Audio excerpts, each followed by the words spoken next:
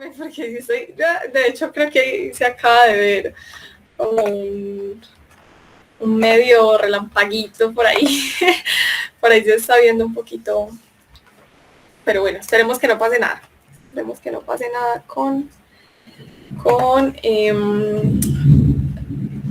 la transmisión, el encuentro, bueno, todo. Listo, cualquier cosa, igual me cuentan. Si en algún momento como que me pauso, se deja de ver el video o se deja de escuchar, me cuentan, no sé, levantan la manito o interrumpen o como lo sientan como más cómodo o escriben el mensaje, como les parezca. Si se detiene el tiempo. Sí, me informan en caso tal de que eso ocurra, por favor. Bueno, entonces vamos a empezar con el tema de hoy, que es el tiempo, que de hecho es un tema como bastante complicado de tratar porque ni siquiera se tiene un consenso sobre eso, pero bueno, no les voy a hacer spoiler, vamos a ir pasito a pasito hablando sobre esto. Pero entonces, bueno, antes de empezar, me gustaría que pensáramos cada uno que si nos pidieran dibujar qué es el tiempo, ¿qué dibujaríamos? ¿Qué es lo primero que se nos ocurre? ¿Qué dibujaríamos? Haga un dibujo del tiempo, que dé a entender qué es el tiempo. ¿Qué harían ustedes? ¿Qué escribirían? ¿Qué dibujarían? Una línea. Muy interesante. Uy, eso es muy interesante. A ver, ¿qué más? ¿Qué más se les ocurre que dibujarían para expresar qué es el tiempo?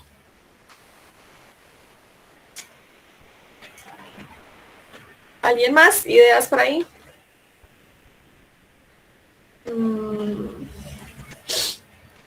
Hola Teodoro, bienvenido. Estamos hablando de justamente qué dibujaríamos si nos pidieran dibujar el tiempo como tal, como un dibujo que exprese qué es el tiempo.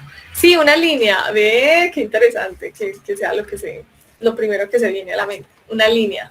Eso está muy interesante. Un reloj, sí, eso es como lo más usual. ¿Qué más se le puede ocurrir a uno así de forma más creativa? Pero también porque una línea, porque tenemos la idea de que el tiempo transcurre como que en una dirección o algo por el estilo. La línea estaría como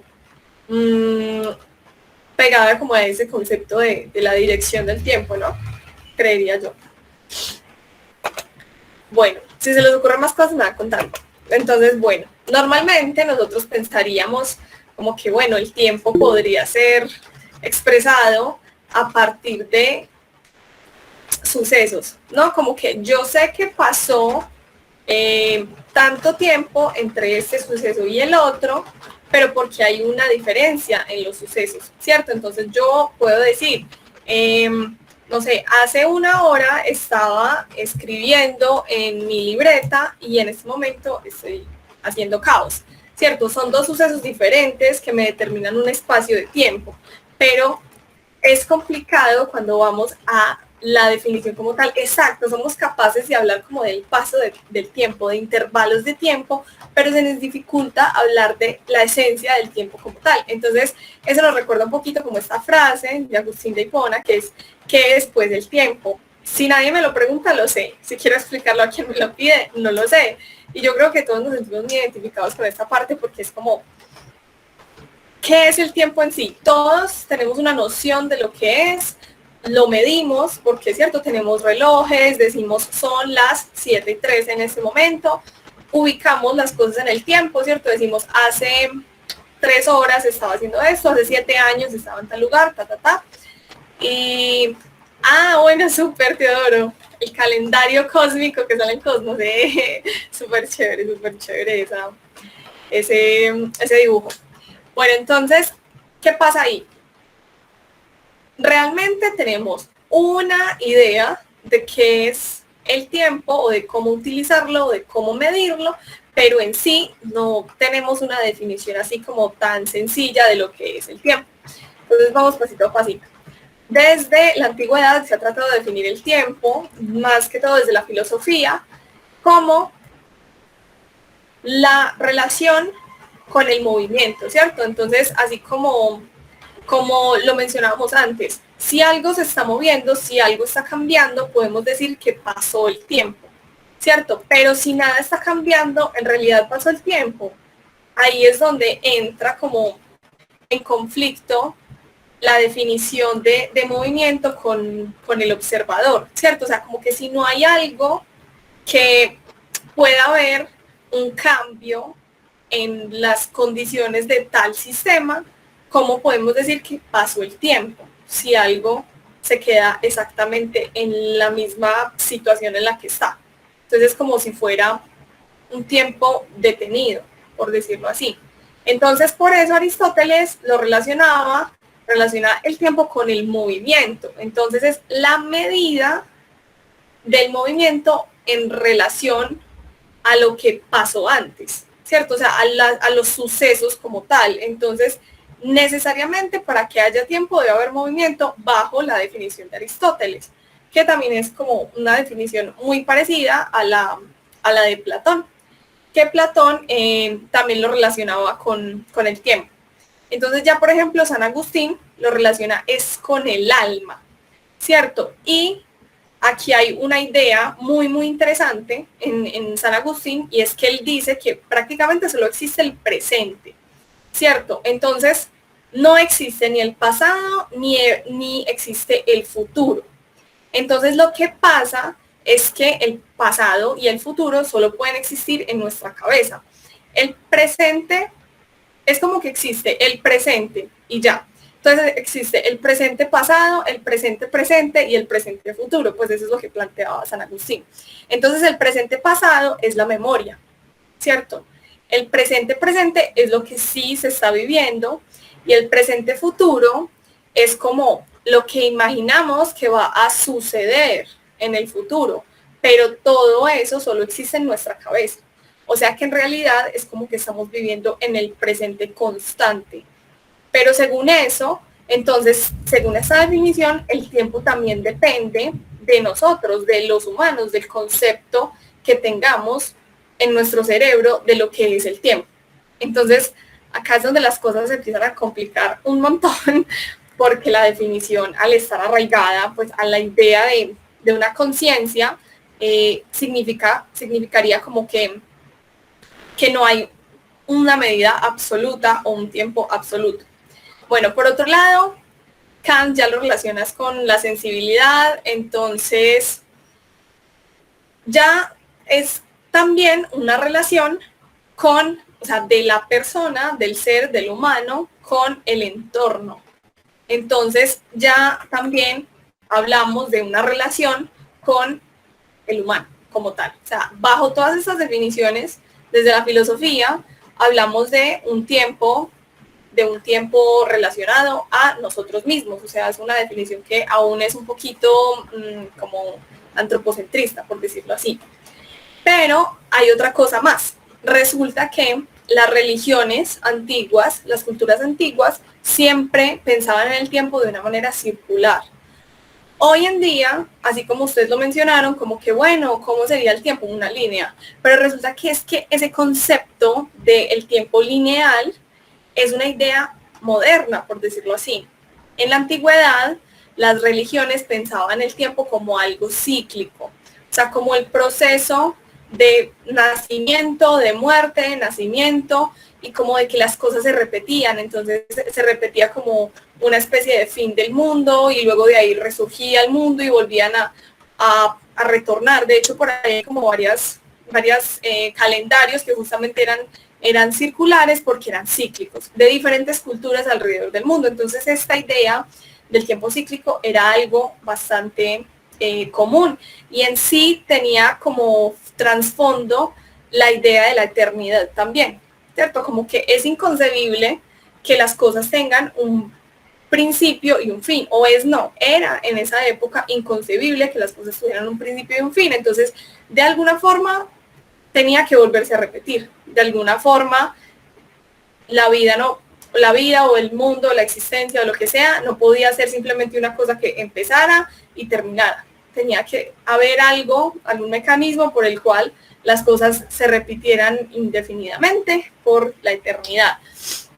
Entonces este concepto es algo de hecho bastante interesante porque también habla mucho del momento que vivía la humanidad en ese punto. Y tiene mucho sentido también que vieran las cosas de una forma cíclica, porque finalmente estaban regidos a sucesos cíclicos, como el día y la noche, como las estaciones, como las fases de la luna. Todo eso son, digamos, fenómenos cíclicos que permitían medir ese tiempo. Entonces era natural decir como, bueno, así como las fases de la luna se repiten, todos estos sucesos que estamos viviendo también son cosas que se deben repetir. También el universo está en un constante resurgir, morir y resurgir. Entonces era como, esta la idea que había en ese momento.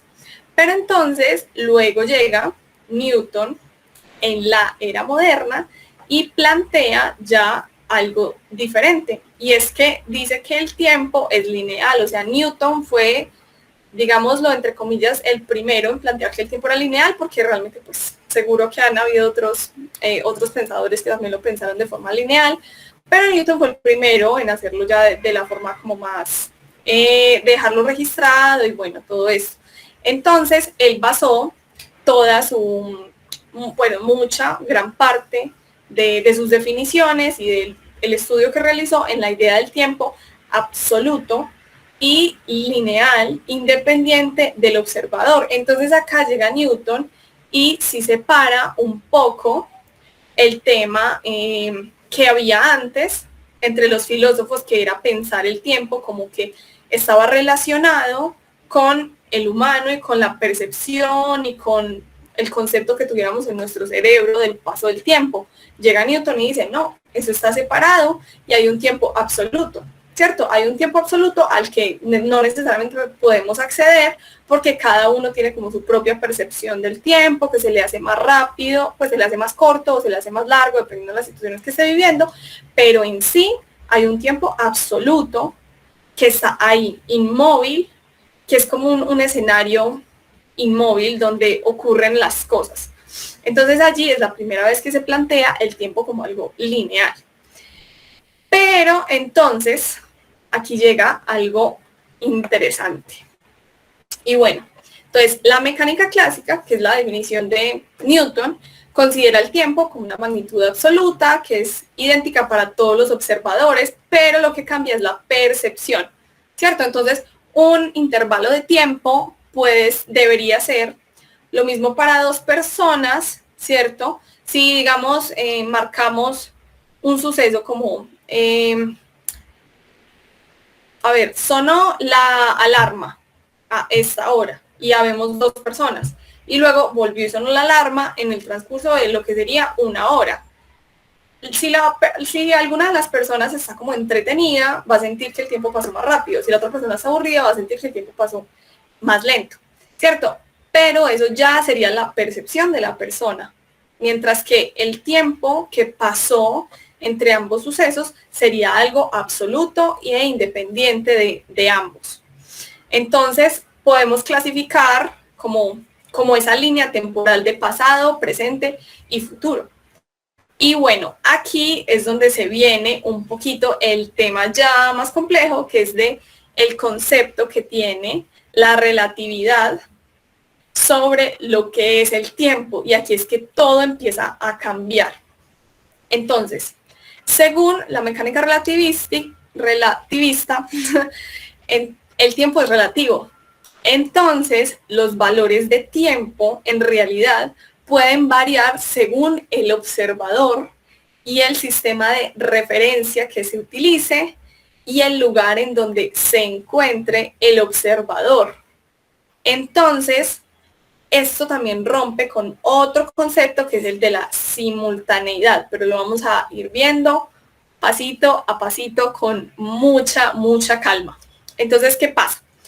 Resulta que había en inicios del siglo pasado, había como un conflicto importante entre, digamos, las teorías más fuertes en física en la época, que era por un lado el electromagnetismo, ¿cierto? Y por otro lado estaba la la mecánica que describía el comportamiento de las cosas, o sea, el movimiento y las fuerzas. Entonces había como un conflicto entre también el planteamiento de las velocidades, el movimiento, bueno, todo esto estaba en conflicto, porque había algo, un detalle muy pequeñito que hacía que generaba un problema muy grande. Entonces, resulta que gracias al electromagnetismo se descubrió que la velocidad de la luz es constante, ¿cierto? Entonces, en ese punto se tenía esa idea de que la velocidad era la luz, de que la velocidad de la luz era constante, y bueno, hasta ahí todo empieza como a desmoronarse lentamente porque nos vamos a encontrar con ciertas contradicciones en este hecho de que la velocidad de la luz sea constante. Pero bueno, vamos pasito a pasito. Toda la teoría de la relatividad especial y cómo surgió es bastante complicada, y pensar así como a detalle cada parte es un poquito complicado, pero vamos a tratar de desmenuzarlo aquí lo más que podamos. Entonces, ¿qué sucede? Resulta que en esa época, esta es una historia que justamente me contaron en estos días, que es muy chévere, y es que resulta que Einstein trabajaba en una oficina de patentes, ¿cierto? Y en esa época estaba en auge el tema del viaje en tren, ¿cierto? Todo en ese momento dependía de los viajes en tren. Y había un problema con la puntualidad de los trenes, con sincronizar los relojes de las estaciones y de los trenes para que los trenes estuvieran a tiempo en las estaciones correspondientes, ¿cierto? Y allí había un problema para sincronizar los relojes. O sea, estaban generándose problemas importantes. Entonces, en esa época que él trabajaba justo en esa oficina de patentes, llegaban muchas patentes de gente proponiendo experimentos, pues, o proponiendo soluciones para el tema de la sincronización de los relojes. Y es allí donde Einstein empieza a pensar en el tema de la sincronización de los relojes, y por eso hay muchos también, como muchos experimentos mentales con trenes y esto. Bueno, todo viene como de esa época, y es que muy seguramente Einstein lo imaginó de esa forma. Entonces, ¿qué pasa? Tenemos un experimento mental que vamos a pensar con calma, ¿cierto? Porque es complicado y rompe el tema como de la simultaneidad, por decirlo así. Entonces, ¿qué sucede? La velocidad de la luz tiene que ser siempre la misma. Siempre tiene que ser la misma, pase lo que pase. Pero esto no va a ser como tan sencillo, porque esto va a requerir como que pase las cosas que escuchemos por ahí, como que el tiempo se dilate, o que la simultaneidad se rompa, o que el tiempo es relativo al observador. Entonces, acá lo que sucede es que si agregamos a los experimentos mentales una persona o lo que sea que se esté moviendo, que tenga una velocidad, y que, por ejemplo, yo voy a tal velocidad y voy a prender una linterna, las velocidades, según la idea que teníamos antes de la relatividad de Galileo, era que dos velocidades se suman. O sea, si yo voy a tal velocidad y tiro una pelota, digamos que la velocidad con la que yo estoy lanzando la pelota, desde mi punto de vista, es tal velocidad. Y desde el punto de vista de una persona que esté, digamos, externa, observando la situación, la velocidad de la pelota va a ser la velocidad con la que yo voy más la velocidad de la pelota. Eso era lo que teníamos ahí en mente, y de acuerdo a la relatividad de Galileo todo funcionaba bien. Pero entonces, ¿qué pasa? Si yo hago ese mismo experimento con un rayo de luz, no va a ocurrir lo mismo. Mi velocidad no se puede sumar a la velocidad de la luz, porque eso rompería, digamos, lo que experimentamos, lo que vemos en la realidad. Pase lo que pase, la velocidad de la luz siempre tiene que ser constante. Entonces, ¿qué pasa en esos casos? ¿Qué pasa en ese momento en el que yo enciendo una linterna y me voy moviendo por el espacio y otra persona ve eso desde otra perspectiva? Ahí es donde entra el tema de la dilatación del tiempo y también la contracción de distancias. Eso es un tema que es como, mejor dicho, bueno, pero vamos pasito a pasito con esto porque realmente lo de hoy va a ser como una pequeña introducción, pero creo que voy a tener que hacer otra sesión sobre este tema. Entonces, el tiempo según la relatividad. El tiempo dice que la relatividad dice que el tiempo es como una dimensión más, ¿cierto? Tenemos las tres dimensiones espaciales, o sea que desde mi sistema de referencia tengo como adelante, a un lado, pues adelante, atrás, a un lado, al otro, arriba y abajo. Y también tengo un tiempo asociado, entonces como que simplemente el tiempo es otra dimensión y ya, hasta ahí todo funciona súper bien. Entonces si yo estoy acá, por ejemplo, sentada, no me estoy moviendo en relación a nada, yo igual me estoy moviendo en tiempo. Todo el tiempo nosotros nos estamos moviendo en el tiempo porque todo el tiempo estamos... Es muy raro hablar de este concepto justamente. Entonces, constantemente o algo así, estamos moviéndonos en el tiempo hacia adelante porque no podemos frenarnos, no podemos quedarnos quietos en el tiempo, como si podemos hacerlo en el espacio. Entonces, si bien parece natural la idea de que el tiempo es una dimensión, empieza a haber como un pequeño problemita. Entonces acá, por ejemplo, tenemos este diagrama, que es un poquito complicadito, y es como un diagrama que nos muestra cómo nos movemos en el tiempo y en el espacio, ¿cierto? Solo como considerando una dirección posible para moverse en el espacio. Entonces, resulta que si yo no me muevo en el espacio, solo me voy a mover en el tiempo. Entonces, simplemente en este diagramita seguiría como esta dirección del tiempo. Esto es solo como una ilustración para entender cómo funciona esto que nos estamos moviendo constantemente en el espacio-tiempo. Y entonces acá se plantea una relación un poquito diferente, y es que al ser el tiempo otra dimensión más, no está separada del espacio. Entonces aquí es donde entra el concepto de espacio-tiempo como tal, que ya es un tejido como conectado, por decirlo así.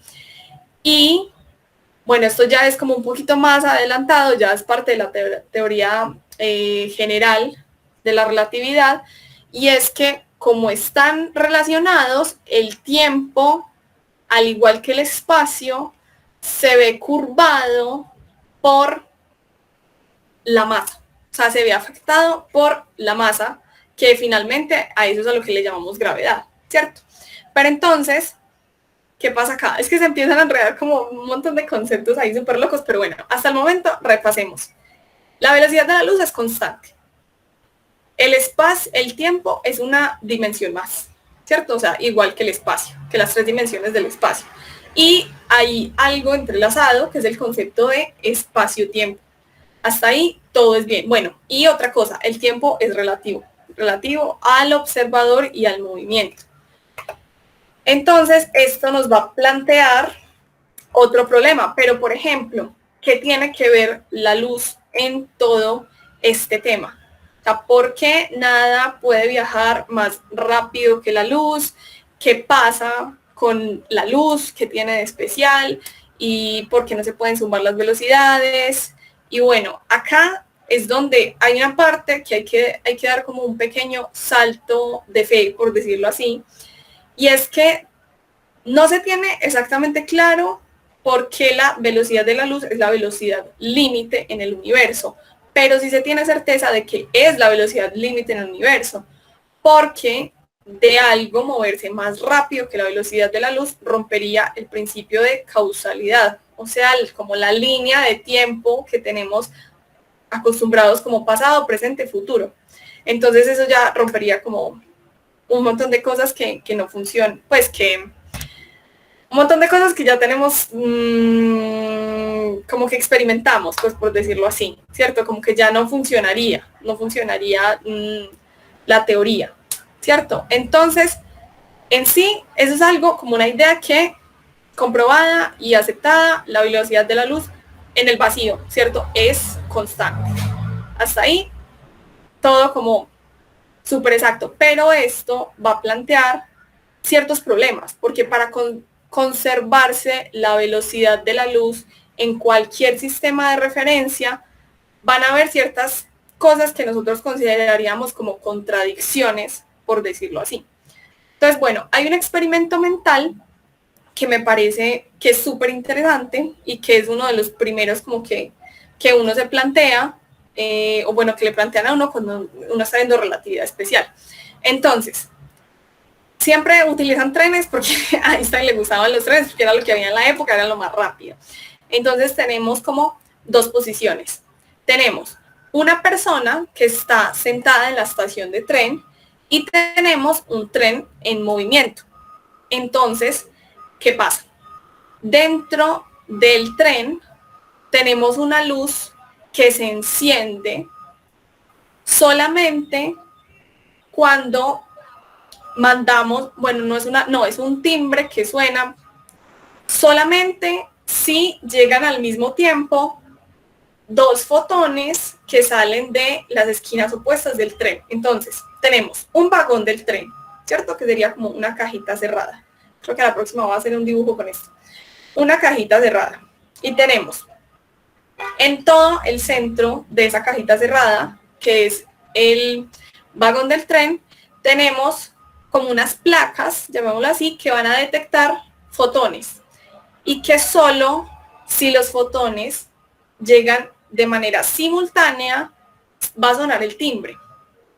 Entonces, ¿qué pasa? El tren está en movimiento. El tren está en movimiento y para ambos observadores, el que está sentado en la estación del tren y el que está dentro del tren, dentro de ese vagón, para ambos va a ocurrir que el timbre suena. O sea, es un hecho, es algo que sucede y ya, ¿cierto? Independientemente de cuándo suceda o de cómo suceda, el timbre sonó. Eso implica, ¿cierto?, que definitivamente los dos fotones tuvieron que llegar al mismo tiempo. Pero tenemos un problema muy importante y es que para la persona que está dentro del tren, como la velocidad de la luz es constante, los fotones deben salir al mismo tiempo de las esquinas opuestas del tren para poder llegar a la placa de metal que está en el centro, o de lo que sea, que está en el centro del detector, que está en el centro para poder que suene el timbre. Pero, ¿qué pasa para la persona que está fuera del tren? La velocidad de la luz siempre tiene que ser constante. Entonces, no se puede sumar la velocidad del tren a la velocidad de la luz. Entonces, ¿qué pasa? Es como si para la persona que está fuera del tren, el fotón que sale, digamos el tren se mueve hacia allá, el fotón que sale de este lado va a tener que recorrer una distancia más corta para llegar al detector, mientras que el fotón que está a este lado va a tener que recorrer una distancia más larga para llegar al detector. Eso por el tema de que el tren se está desplazando, ¿cierto? O sea, si el tren se está desplazando para este lado y en este momento este foquito se prende y en este otro momento este otro foquito se prende, los caminos van a ser diferentes, ¿cierto? Entonces, si ambos se prenden al mismo tiempo, ambos focos se prenden al mismo tiempo, no alcanzarían los fotones a llegar al detector a la vez y prender la alarma. Entonces, desde el punto de vista de la persona de afuera, tiene que salir primero el fotón, que va como en la misma dirección del movimiento del tren, y luego tiene que salir el otro fotón, al que se le acorta el camino, porque el tren viene hacia acá. Entonces, este experimento es lo primero que muestra por qué se rompe el tema de la simultaneidad. Entonces, la persona de dentro del tren dice, no, obviamente los focos se tuvieron que prender a la vez para que pudiera sonar la alarma, sí, o sea, para que pudiera sonar la alarma, mientras que para la persona que está fuera del tren, los focos se tienen que prender en momentos diferentes. Entonces, en este punto es cuando ya uno dice, no hay simultaneidad. O sea, hay hechos. O sea, para que algo sea como simultáneo, tiene que ser que es un solo hecho. Tiene que ser, por ejemplo, que se prendió la alarma. Es un hecho real que se prendió la alarma y es algo que, o sea, ocurre en un punto en el espacio. Entonces, ahí es cuando si algo no está en el mismo punto del espacio, no puede o sea, no puede ser simultáneo para dos observadores diferentes. Y esto rompe con toda concepción que nosotros tenemos de mil cosas diferentes, ¿cierto? Entonces la velocidad a la que uno se está moviendo hace que cambie la percepción de presente que uno tenga. Entonces, como la persona que está sentada en la estación del tren se está moviendo con respecto al tren, la persona no va a tener la misma idea de simultaneidad que tiene la persona que está dentro del tren en el sistema de referencia quieto. Y allí es donde empieza a entrar en juego el tema de que el tiempo es relativo. Y es porque el tiempo sí depende del marco de referencia y esto hace del tiempo algo, o sea, un concepto diferente, porque entonces ya es algo dinámico, no es algo estático como lo planteaba Newton, no es algo como que surge ahí y está independientemente de todos, sino que depende del observador. Pero entonces uno diría, no, eso simplemente es un error en la medición de la persona que está en la estación, porque la realidad es la que vive la persona que está dentro del vagón. Pero eso no es cierto en realidad. O sea, en realidad no se puede elegir un marco de referencia absoluto. O sea, no se puede decir que esta persona tiene la razón y la otra persona no tiene la razón. Simplemente son marcos de referencia diferentes. Y esto altera muchísimo la percepción que tengamos en general del tiempo. Pero hay otro dato súper importante, y es que el tiempo, al pasar diferente para un observador que para el otro, va a tener intervalos diferentes. ¿A qué me refiero con esto? Una persona que se esté moviendo a cierta velocidad, para esa persona el tiempo va a pasar más lento que para una persona que no se esté moviendo, ¿cierto? Entonces nos vamos al caso extremo, pues como del viaje a nivel cósmico. Entonces la persona que se está moviendo a tal velocidad va a tener una medición del tiempo. La persona que no se esté moviendo, o sea, que esté quieta, ¿cierto? Entre comillas, porque en realidad todo se está moviendo, pero bueno, que se quieta en este sistema de referencia, va a tener otra percepción del tiempo. Pero entonces, ¿qué pasa? Uno pensaría que igual es como solamente compensar la diferencia de tiempo que se generó entre un observador y el otro, como compensar el hecho de que se desincronizaran los relojes. Pero lo que sucede es que un segundo para la persona que se está moviendo no es lo mismo que para la otra persona. Entonces, por ejemplo, acá entra un experimento muy, muy chévere que se ha hecho en tierra, ¿cierto? Y es que hay unas partículas que tienen cierto tiempo de vida, ¿cierto? Unas partículas que entran a la atmósfera de la Tierra y que tienen un tiempo de vida determinado, finito, que se ha medido y que es como una constante. O sea, tiempo de vida entre comillas, ¿cierto? Porque es una partícula, o sea, un tiempo en el que es esa partícula y no decaen otras partículas y esto. Entonces, ¿qué pasa? Se creía que por la distancia, o sea, por la capa de la atmósfera, o sea, o sea, el tamaño, por decirlo así, la altura de la atmósfera, se creía que esas partículas por ese tiempo de vida no podían alcanzar a llegar a la superficie. Y aún así se han detectado esas partículas en superficie como tal, o sea, en la superficie de la Tierra. Entonces, ¿qué quiere decir ahí? Si uno lo piensa de una manera clásica, uno dice, el tiempo de vida de la partícula se extendió de alguna forma y por eso alcanzó a llegar a la superficie de la Tierra. Pero si uno se va a la relatividad especial y uno calcula, digamos, cómo pasó el tiempo para esa partícula para esa partícula no se alargó su tiempo de vida. Lo que pasa es que para esa partícula, como se está moviendo a una velocidad, se dilató el tiempo. Y a la vez que se dilata el tiempo, como que si uno lo ve desde una perspectiva externa, es como si se contrajera, bueno, no, desde la perspectiva de la partícula, es como si se contrajera el espacio. Entonces, dentro del sistema de referencia a la partícula ve como yo estoy viviendo mi tiempo de vida normal, pero estoy recorriendo una capa mucho más pequeña de atmósfera. O sea, como que se contrajo el tamaño real de la atmósfera, de la Tierra, y por eso pudo llegar, pero la partícula dirá, normal, simplemente no había tanta atmósfera, entonces pude llegar a la superficie. Pero desde el punto de vista de una persona externa que vea la partícula llegar, va a decir que la partícula vivió más. Entonces ahí es cuando se habla de dilatación del tiempo. Y estas son cosas, digamos, el tiempo como tal, son cosas que se ven afectadas por la velocidad a la que uno se esté moviendo y también por la gravedad. ¿Y por qué por la gravedad? Justamente por lo que vemos acá.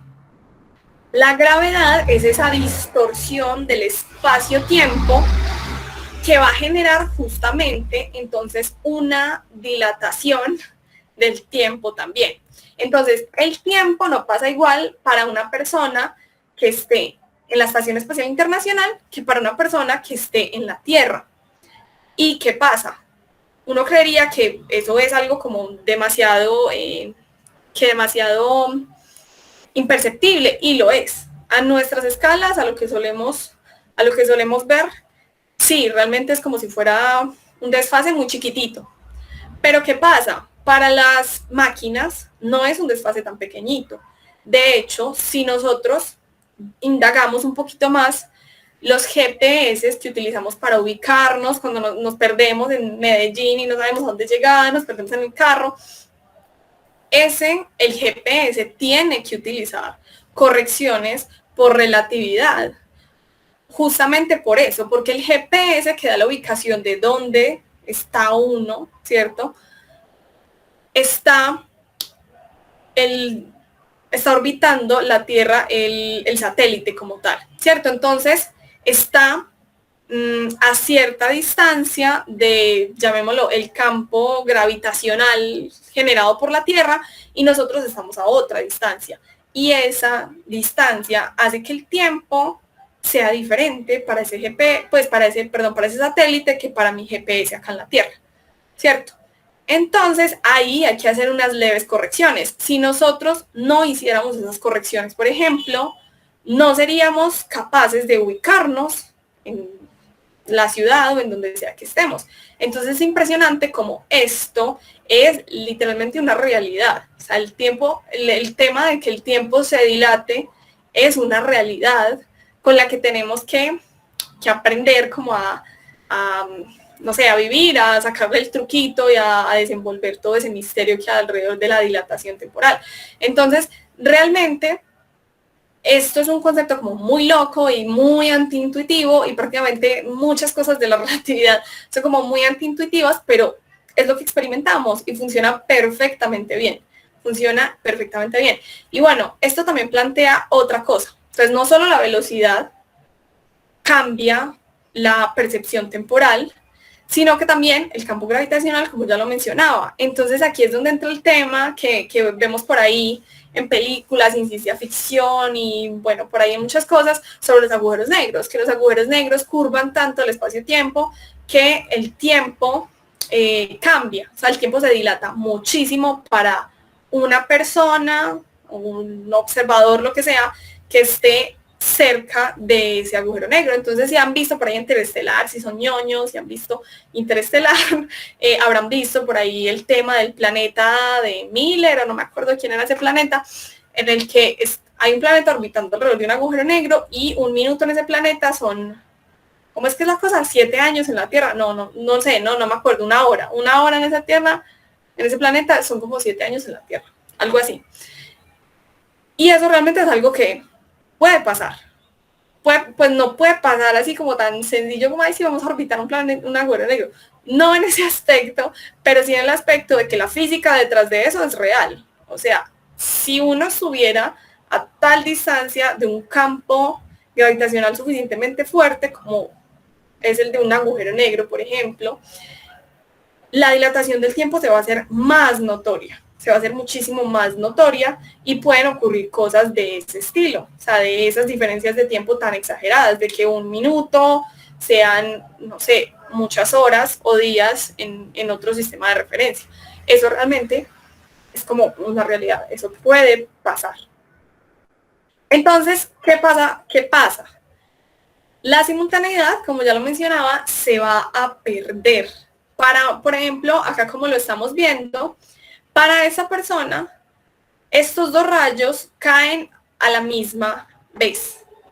Pero para la persona que se está moviendo acá sobre el cohetico, no pueden, como la velocidad de la luz es finita, no pueden haber ocurrido exactamente a la misma vez, porque él se está moviendo en la dirección de este, o sea, acercándose, por decirlo así, a este rayo. Entonces él dice, no, B, este rayo debió haber caído primero que el A. Y tiene absolutamente todo el sentido, ¿cierto? Porque son sistemas de referencia diferentes, entonces no hay un sistema de referencia que sea preferido por encima del otro. Entonces acá todo se vuelve una cosa súper complicada. Y bueno, resulta que hay otra pregunta por ahí, y es ¿por qué el tiempo va solamente en una dirección? ¿Qué pasa con el tiempo? ¿Cierto? Porque en el espacio podemos ir hacia adelante, hacia atrás, hacia arriba, hacia abajo, izquierda, derecha, y porque en el tiempo parece que solo vamos en una dirección. De hecho, no hay en sí como que las leyes físicas no determinan, además de la termodinámica, no determinan que algo no pueda pasar al revés, por decirlo así. O sea, son como completamente independientes de la dirección del tiempo. Entonces, realmente la única ley como tal que nos dice que el tiempo tiene que avanzar en una sola dirección es la segunda ley de la termodinámica, y que no es algo como, no es algo que prediga la propia matemática como tal, sino que es algo que percibimos de esa forma al hacer los experimentos y dijimos, no, entonces las cosas parece que siempre ocurren así, entonces llamémoslo que eso es una ley, aunque la verdad es complicado. Y eso simplemente nos habla de que la entropía aumenta, y la entropía también es un concepto como súper loco, pero la entropía en la definición aquí de diccionario dice es la medida de la distribución aleatoria de un sistema. O sea que en términos muy coloquiales se suele decir que es como que las cosas tienden al desorden, entre comillas, o sea, como que por alguna razón el universo tiene esa dirección en la que las cosas van a tender a estar más desordenadas. Como por ejemplo, si se me cae un vaso y se quiebra, no hay forma de que yo vuelva pues como a crear ese vaso naturalmente, ¿cierto? Si un hielo se descongela, por ejemplo, no hay forma de hacerlo naturalmente como tal. Entonces es como si ahí hubiera un curso, o sea, una dirección predeterminada para, digamos, el conjunto de sucesos que van a ocurrir en el universo. Pero en sí no es algo para lo que tengamos una respuesta y digamos, no, es que definitivamente el tiempo debe transcurrir en esta dirección porque definitivamente de otra forma no sería posible. No, eso la verdad sigue siendo un misterio. Esa dirección como predeterminada del tiempo que solo puede ir hacia adelante. Pero en realidad no tenemos mucha idea de por qué es eso. Pero entonces, ¿qué pasa? Volviendo a cómo medimos, por ejemplo, el tiempo. Inicialmente, la humanidad medía el tiempo a partir de los ciclos. Entonces, por eso, digamos que en la antigüedad se utilizaban ideas como cíclicas del tiempo, y era justamente por eso se utilizaba el ciclo día-noche para medir un día, ¿cierto? Entonces, tantas horas de sol, tantas horas de noche, ahí definimos lo que es un día. Y además de esto también teníamos estaciones, bueno, tenemos, sobre todo, pues obviamente que en la zona tórrida del planeta, ¿cierto? Más hacia el norte y hacia el sur, en esta zona ecuatorial, pues no es tan evidente, pero igual sí lo podemos ver siguiendo los movimientos del Sol. Las culturas se dieron cuenta de estos ciclos porque el humano siempre ha sido muy bueno para determinar patrones, y bueno, no solo el humano, sino en general, la vida es buena para determinar patrones. Entonces, ahí fue que nos empezamos a dar cuenta de, bueno, esta constelación sale en esta época, pues como que sale cada tanto veo la luna en esta fase, cada tanto el árbol se pone de esta forma. Entonces, empezamos a definir esos patrones, y ahí empezamos a tener esos conceptos de año, día, meses, estaciones.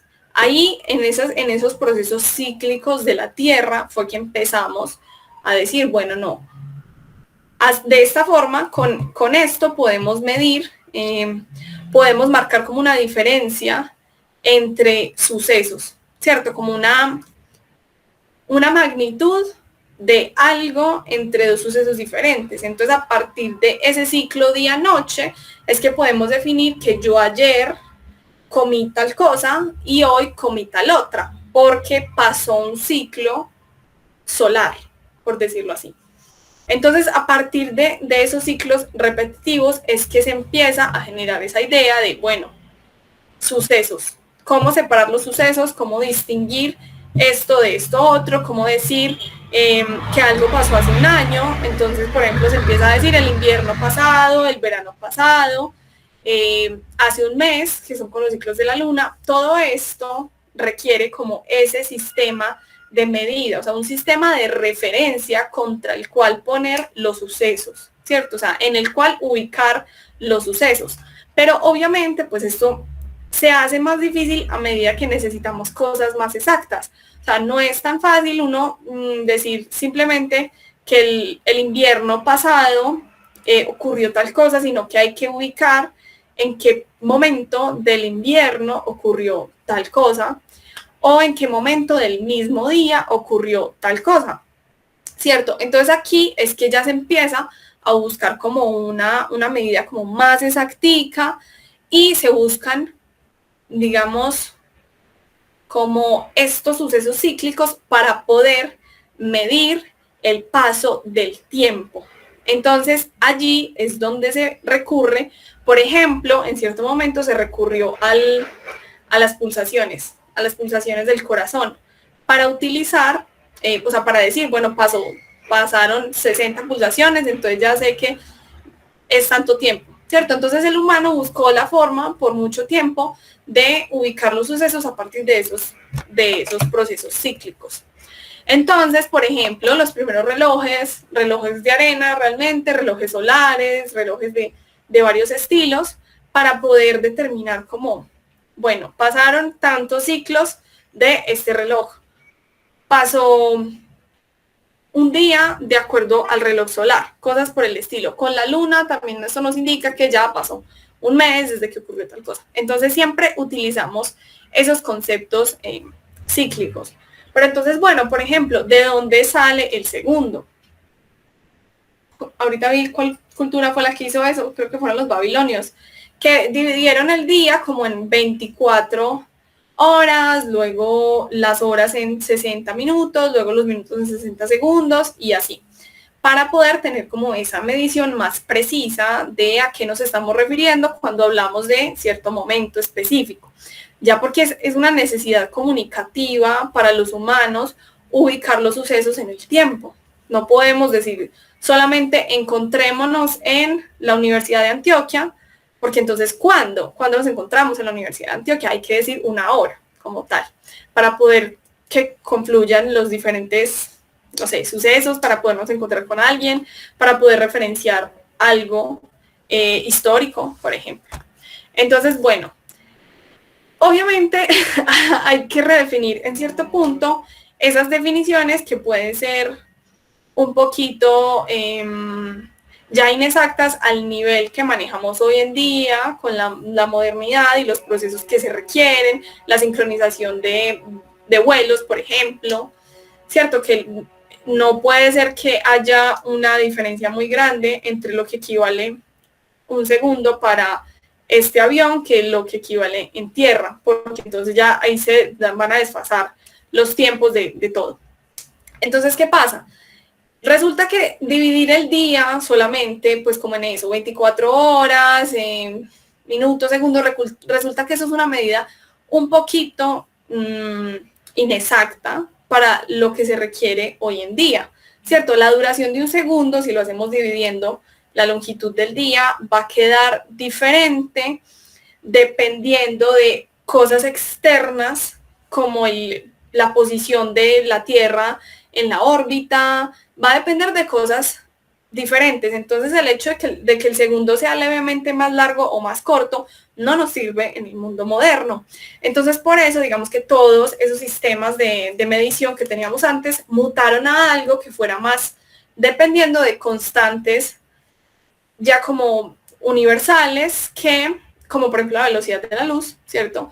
Dependiendo ya de constantes universales que no sean tan variables. Entonces en este caso ya se empezó a utilizar que el átomo de cesio, entonces ya los relojes más exactos son los relojes atómicos. Pero ya en general lo que utilizamos como para definir un segundo va a ser justamente este proceso natural que siempre ocurre de la misma forma. O sea, buscamos ciclos en donde sea, solo que ya a este nivel tenemos que buscar ciclos que sean como mucho más precisos, pero en sí la única forma de medir el tiempo es a través de esos ciclos. Y eso nos devuelve un poquito a la idea inicial de que el tiempo depende del movimiento. Entonces a la final volvemos a entrar como en ese dilema que se tenía desde la filosofía de qué era como tal el tiempo, porque entonces ya con todo lo que hemos avanzado en tecnología y en un montón de cosas, si no hay movimiento, si no hay cambio, el tiempo se detiene. Eso sigue siendo como una pregunta abierta y que todavía es como súper importante en la física. O sea que con respecto a la definición de qué es el tiempo, no es que tengamos ya la respuesta definitiva. Realmente seguimos buscándola. Hemos encontrado formas de medirlo más precisamente, sabemos qué propiedades ocurren, como por ejemplo eso, que se dilate o se contraiga el tiempo, bueno, eso ya lo tenemos como claro, entre comillas, pero en sí seguimos sin saber qué es en sí el tiempo. O sea, es una cosa como un concepto que me parece realmente, pues, como complejo, porque es como, después de todos estos años de saber cosas que ocurren con el tiempo, no sabemos en sí qué es eso que estamos midiendo. Entonces, bueno, hay otra pregunta que se plantea y que es súper importante y es, ¿el tiempo tuvo un origen? Hay un punto en el que podemos decir, aquí surgió el tiempo. Y si eso existe, es como una paradoja. Si hubo un inicio del tiempo, ¿cómo se mide si antes de eso no había tiempo? Entonces, como, ¿en qué punto inició? O el tiempo es algo aparte, pero si es aparte, entonces porque es algo dinámico que se contrae y se dilata. Entonces, aquí es el borde justamente del conocimiento con respecto a este tema. Y es que hay definiciones sobre esto de que no se puede hablar como del tiempo antes de el Big Bang, por decirlo así, del origen del universo, porque no, pues no tiene mucho sentido, ¿cierto? Se supone que no tiene mucho sentido, pero para uno es como natural hacerse la idea de, pero entonces cómo se mide cuando empezaron las cosas. Pero entonces ahí es donde entró el tema del movimiento. Si antes de eso nada existía y no había nada de movimiento de nada, y apenas lo primero que surgió fue justamente ese Big Bang, pues eso le crea a uno como pues como muchas ideas extrañas de qué debería haber pasado allí. O sea, de qué había antes, entonces, si no se medía. No sé, a mí me deja la verdad en este punto como súper con la imaginación por allá, súper lejos, porque es complejo. O sea, según hasta donde sabemos, el tiempo tuvo un origen y el tiempo empezó a correr cuando, digamos, surgió el universo, cuando nació el universo. Y antes de eso no había tiempo. Esa es la definición como que tenemos hasta el momento, pero sigue siendo algo que deja como una sensación de querer saber más allá, ¿cierto? Entonces, bueno, esa es la definición. Y ahora, de acuerdo a ese inicio del tiempo, a que el tiempo tuvo un origen, pongámonos un poquito en perspectiva, ¿cierto? De acuerdo a todo ese conjunto de sucesos que han ocurrido, ¿cierto? Entonces, tenemos el calendario cósmico, justamente, que había mencionado Teodoro, desde el inicio del universo hasta el día de hoy, y es muy lindo ponerse en perspectiva de acuerdo a este calendario cósmico, porque también es como un poquito de humildad. No sabemos, no tenemos ni la menor idea de qué es el tiempo como tal.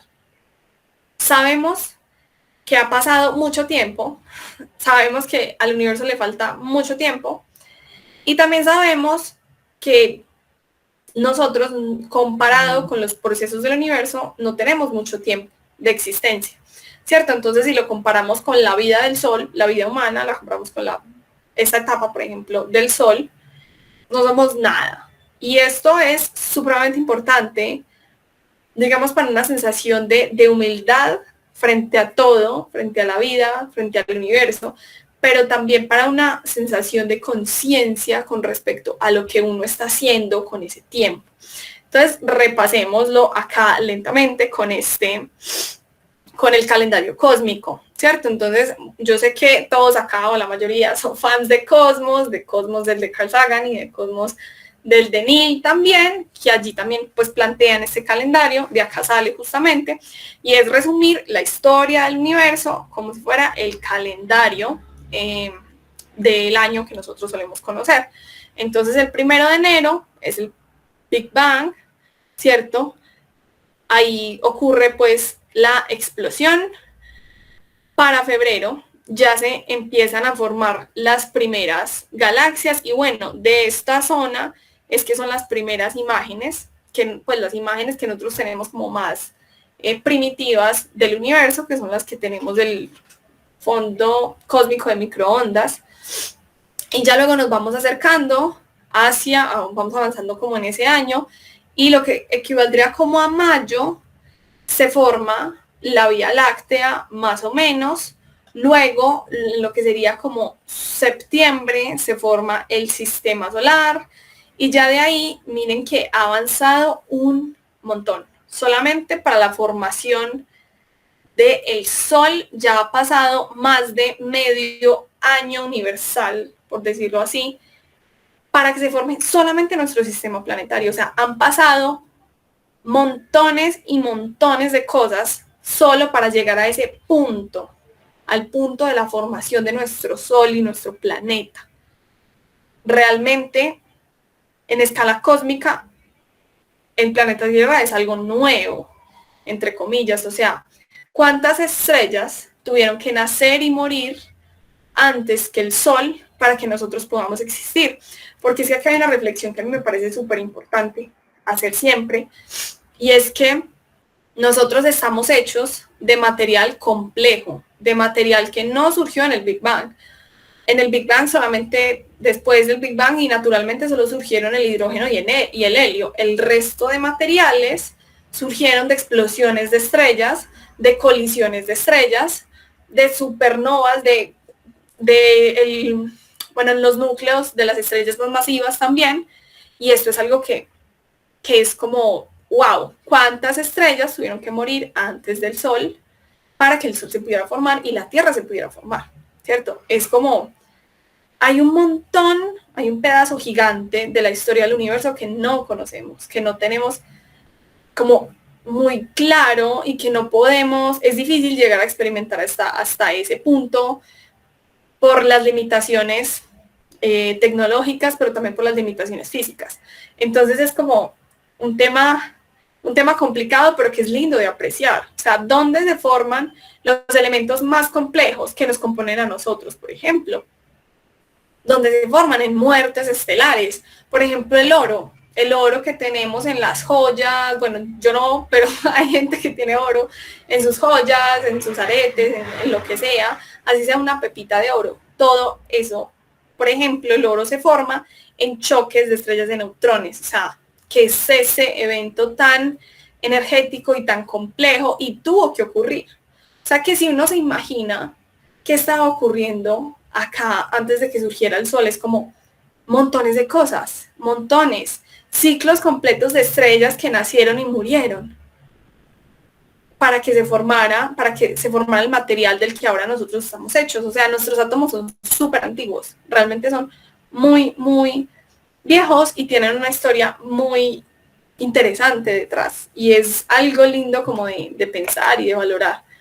Y bueno, continuando, en octubre empezó a surgir el oxígeno, por allá en noviembre se empezaron a formar las primeras células eucariotas, apenas en diciembre empezó la vida multicelular, pero por allá como el 14 de diciembre apenas los fósiles los tendríamos el 15 de diciembre, o sea, todo realmente en ese calendario es súper, súper nuevo. Miren, por ejemplo, la formación de Pangea, que sería el 24 de diciembre.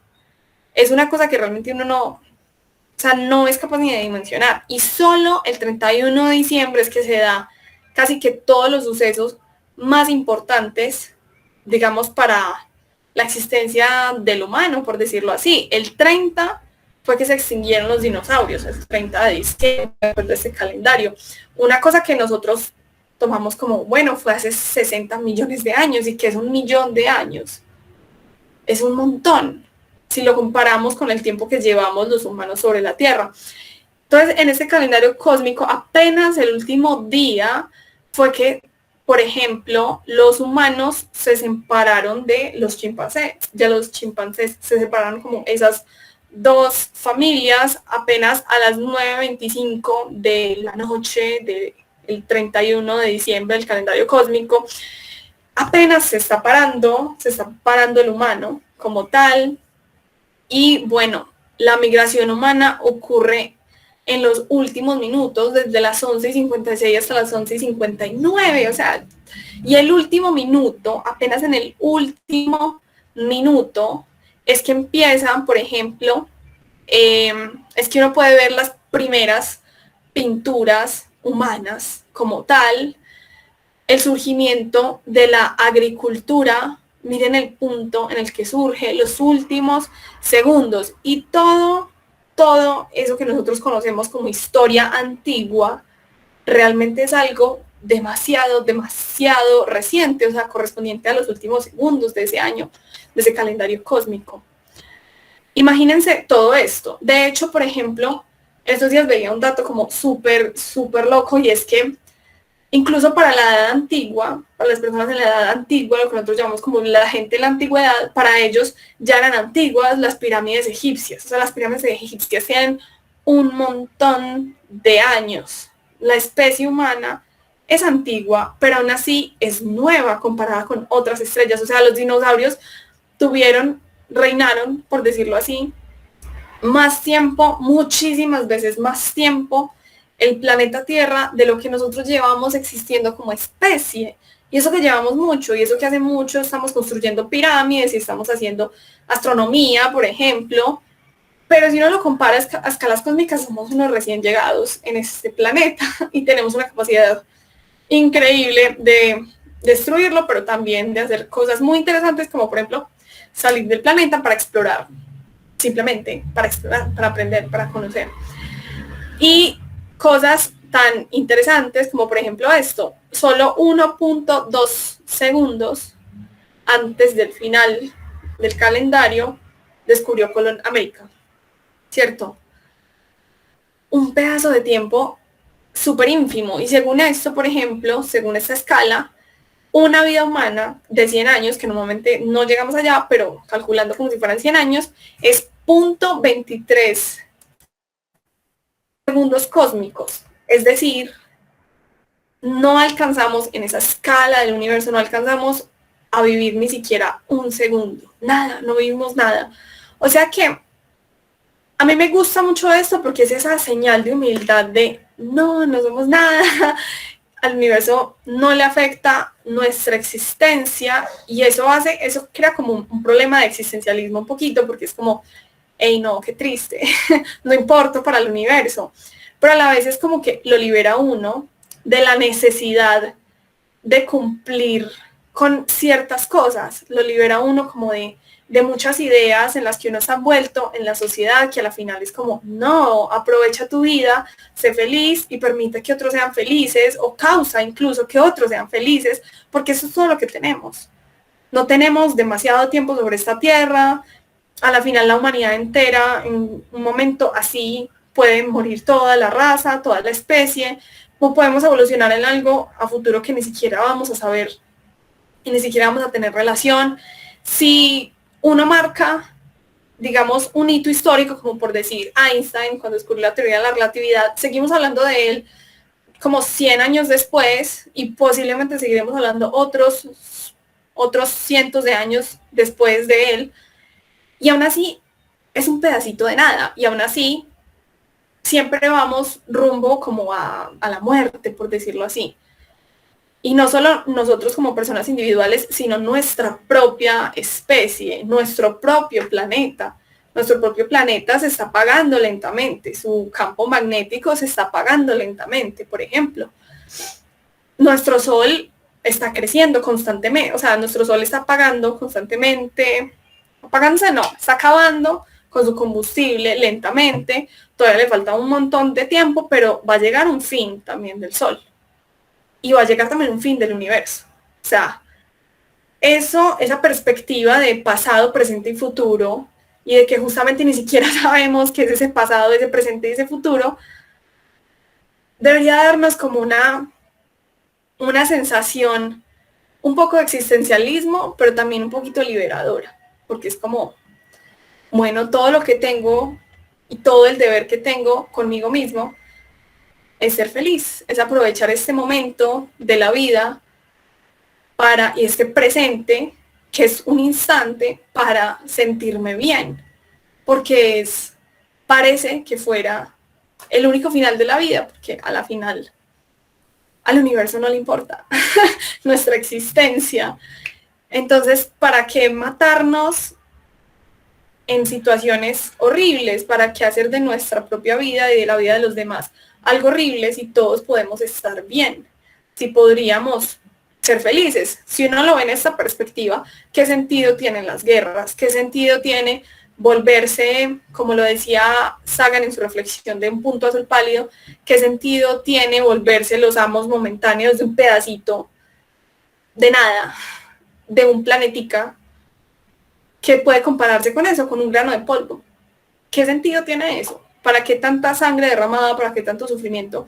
Para algo que al final no tiene demasiada trascendencia. Entonces, estas reflexiones justamente son algo de lo que yo digo, es muy lindo, es muy linda la astronomía y la ciencia también para hacernos ver este tipo de cosas, como para ponernos en esta perspectiva, y obviamente cada quien decide cómo tomarlo, pero esto es algo que hemos medido y esto es algo que tenemos los datos. Y es lindo ponernos a reflexionar sobre esto y ver eso, utilizarlo para nuestra propia vida. A veces se habla como si la ciencia fuera algo muy alejado de la parte humana, pero yo digo que no lo es tanto. Es como que coger ese conocimiento de la ciencia y ponerlo al servicio de la humanidad y ponerlo al servicio de nuestra propia vida. Y para eso, para hacernos felices. Entonces, bueno, con esto termino como la reflexión del día de hoy. Yo obviamente siempre soy como muy existencial, es mi marca de divulgadora, yo creo, pero me parece importante porque a mí me gusta mucho la parte humana personalmente y me gusta mucho darle un sentido como a esto que hago de la divulgación, y espero que ustedes lo disfruten y espero que a ustedes también les haga como, no sé, les toque alguna fibra por ahí, que salgan diciendo, ¿será que esto me sirve para mi vida? Y bueno, esa es como más o menos el resumen del día de hoy. Es como, yo siento que la charla de hoy, por decirlo así, fue como muy cositas de acá, cositas de allá, cositas de acá, pero es justamente porque el tema es muy, muy complejo y el tema es como muy diferentes perspectivas, si lo vemos desde la religión, si lo vemos desde la filosofía, si lo vemos desde la ciencia, son cosas diferentes, son puntos de vista diferentes y lo más bonito de todo eso es que todavía no hay respuestas definitivas, entonces eso quiere decir que podemos seguir trabajando en eso, o sea, como que todavía la aventura continúa.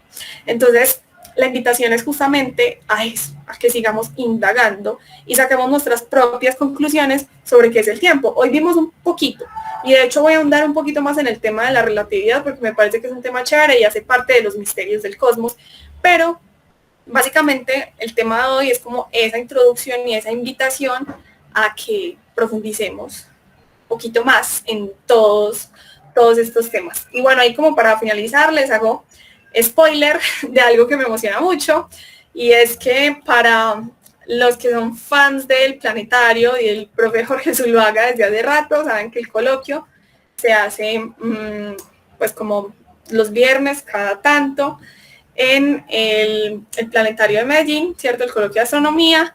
Y bueno, en esta ocasión, este viernes, lo vamos a hacer unos compañeros de la carrera del pregrado de astronomía y bueno, súper invitados si quieren venirlo a ver en vivo, que vamos a estar en el auditorio del planetario, o si quieren ver la transmisión por YouTube y Facebook. Por acá también está mi otro compañero Santiago Herrera, que también va a estar en el coloquio, y bueno, por ahí Agustín ya lo conocen también, a Santi también, que ya vino a dar charla acá, a Joshua también, ya todos hemos pasado por caos.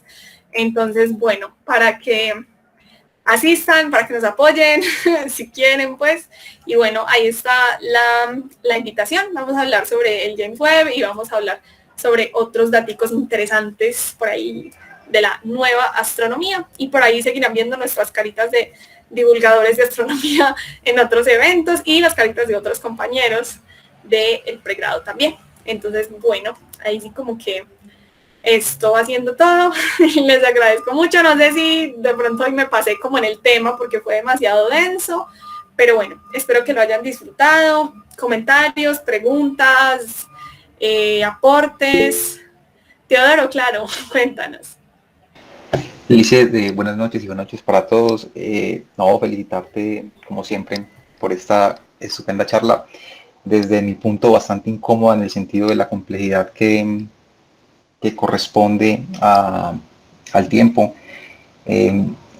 A ver, no tuve pues como tiempo de organizar de pronto como ideas así como muy puntuales, entonces quizás las mencione de pronto en cierto desorden, y quería, digámoslo, comenzar al revés, con lo último que mencionaste de pronto con el tema del Big Bang al final, con respecto a que el Big Bang es pues como ese punto en esa línea del tiempo, curiosamente hablando del tiempo así, donde apenas estamos pues como comenzando pues como a sumergirnos, a explorar pues como nuevas fronteras donde la física ya se hace muy densa y compleja. Y pues ya los sentidos que nosotros tenemos para hacer esa medición, esa apreciación de lo que teníamos como el tiempo que realmente para lo que necesitamos funciona y pues sirve, obviamente.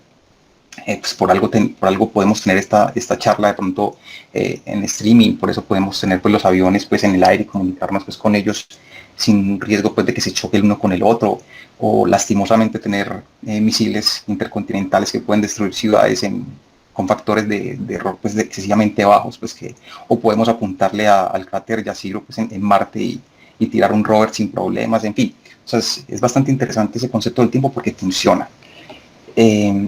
Entonces, como estamos en ese umbral del conocimiento en este momento que hemos adquirido pues a través después de 4.500 millones de años de formación y evolución, pues no deja de ser algo incómodo por un punto, que es devolvernos hasta ese momento inicial de ese evento en el tiempo del Big Bang, y es muy complicado. Entonces, que ya pasó esta otra parte, que es si esa flecha del tiempo tiene un origen, no sé, digámoslo, entrópico, en un estado de máxima entropía, que sería pues como esa muerte térmica del universo, no habría tiempo para transcurrir, entonces no habría forma de decir que existe una cierta eternidad. No sé cómo más complementar esa parte, porque sí se me hace bastante difícil, a pesar de que lo mencionaste y que decías que ciertamente tenemos una humildad al decir que es obviamente lo bonito de la ciencia, que no manejamos todas las respuestas, que ese tampoco es el objetivo de la ciencia, realmente, ni de la astronomía en particular, o de la física. Eh, como te lo dijese, a pesar de no tener esas respuestas, nos funcionan ciertos conceptos. Y con respecto a esos sentidos que te mencionaba ahorita, no sé, que sigamos nosotros haciéndonos preguntas que se hacían los griegos desde la antigüedad, pues obviamente resulta siendo mucho más complejo.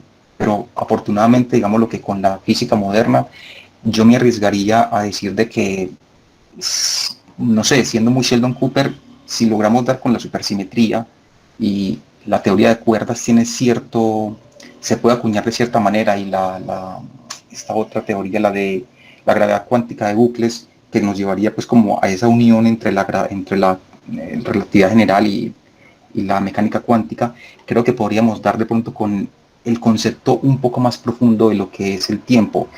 Porque, por ejemplo, en la gravedad cuántica de bucles, por lo que entiendo, ellos no ven el espacio-tiempo como un continuo, sino que se vería más bien como si fuese un no continuo, y serían como bloques, como si fueran estructuras, pero a un nivel mucho más, mejor dicho, es quitando las partículas fundamentales, de hecho, también yendo a un nivel aún mucho más abajo todavía, pero obviamente eso lo hace más complejo.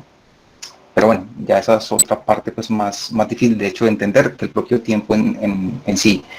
Entonces, pues no sé, simplemente yo sé que es muy enredado todo lo que mencioné, pero es porque si no lo tengo pues como un orden realmente cronológico como lo quería mencionar. También mencionaste algo de los relojes atómicos y me parece chévere porque, por ejemplo, uno de los puntos importantes con los relojes atómicos es que se está utilizando, por ejemplo, para la búsqueda de acciones.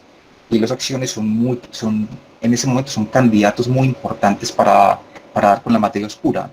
Entonces me parece también súper chévere, por ejemplo, esa interpretación, porque hay experimentos en este momento bastante interesantes. Y ya por último, con el tema del CERN, que volvió a funcionar el 4 de julio, que también me parece pues muy bacano esa parte, porque finalmente es otro de los que nos puede ayudar como a entender un poco más este concepto, que quizás ni siquiera sea el tiempo como lo tenemos nosotros como tal, por lo que mencionaba ahorita, porque estamos como en esa frontera donde ya se complica tanto entender eso, y donde nuestra capacidad solamente da hasta el nivel de llegar a los quarks. Más de ahí no somos capaces de bajar. Entonces, de hecho, esa es otra de las razones por las cuales no podemos tener una gravedad cuántica, porque no sabemos entender el mundo por debajo de ese nivel. Entonces, pues no, solamente era pues como compartir esas ideas en general que he ido pues como incursionando por ahí, todos muy por pedacitos, pero que te llevan pues como a comprender un poquitico más la esencia del cosmos, y pues de todo ese tipo de incertidumbres que nos mantienen pues como tan apasionados con todo esto. Y ya, pues simplemente nuevamente darte las gracias. Sí, muchas gracias, Teodoro, por todo eso, porque sí, o sea, es como hay un montón de modelos y respuestas, no hay búsquedas de esas respuestas que están por ahí, que son súper importantes y que estamos ahí justamente en ese proceso.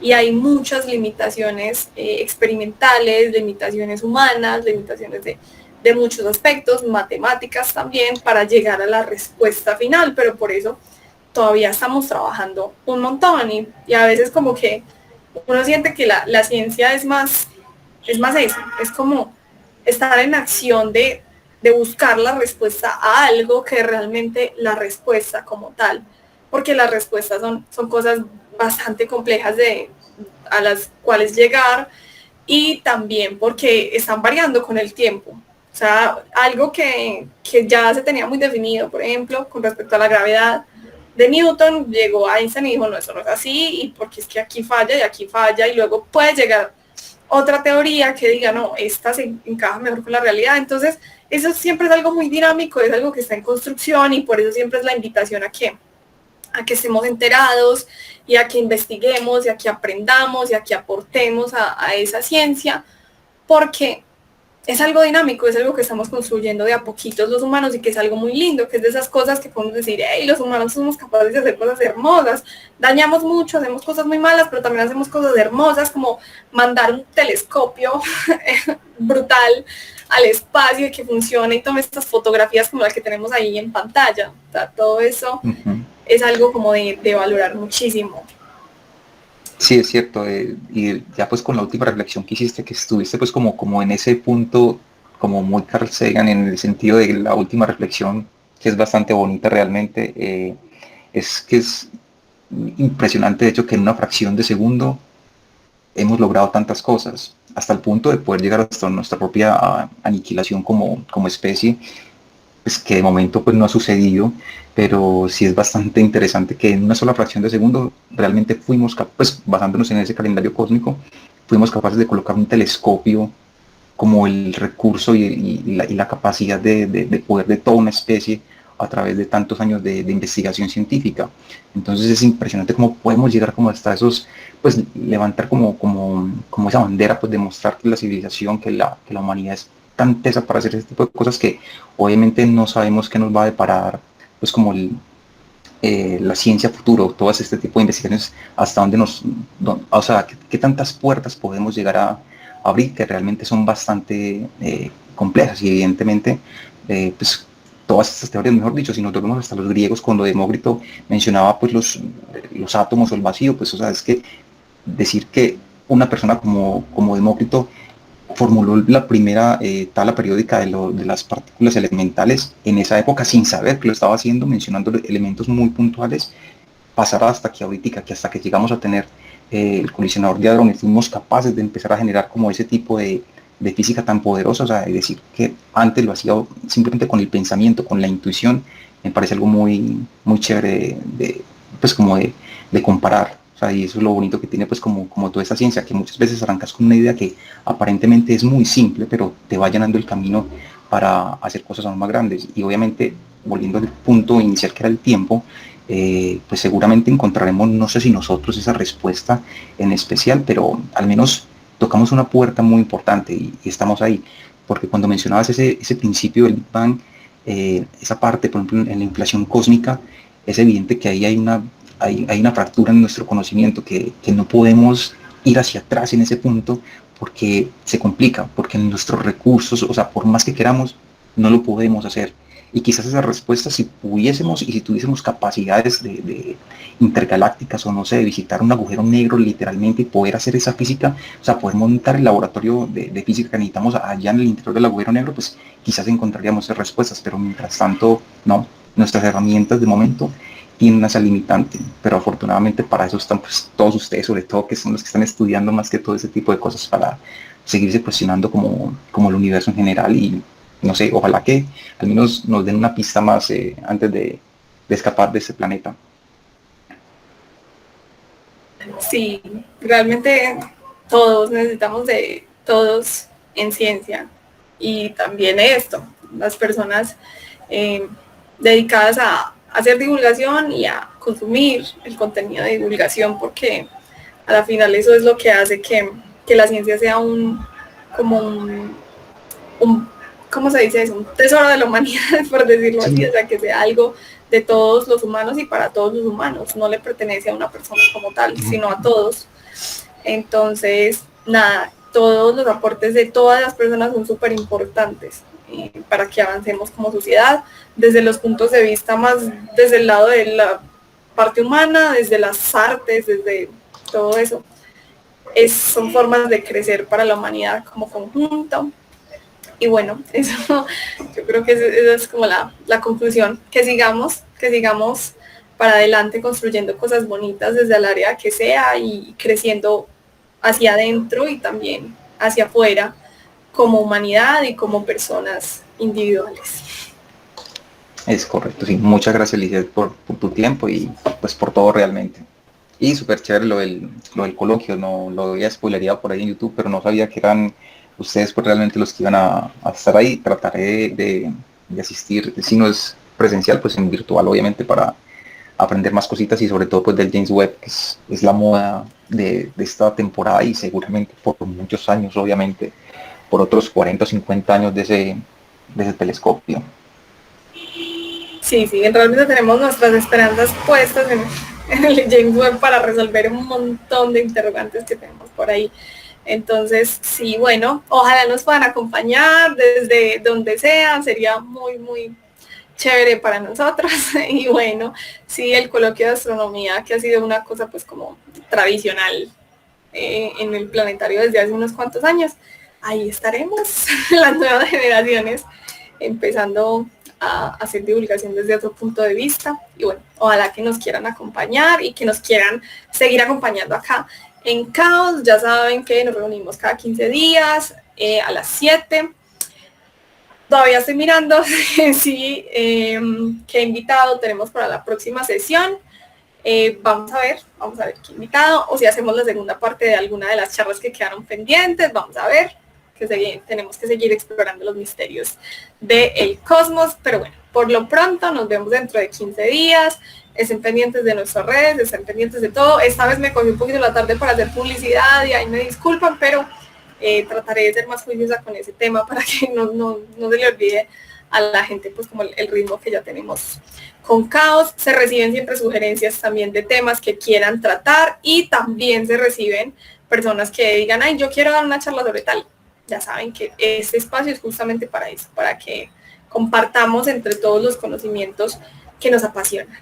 Y bueno, eso va siendo como todo. Muchas gracias a todos por la asistencia. Espero que estén muy bien y que nos acompañen el viernes. Chaito a todos, que estén muy bien. Chao, Ulises, muchísimas gracias por todo, muy amable.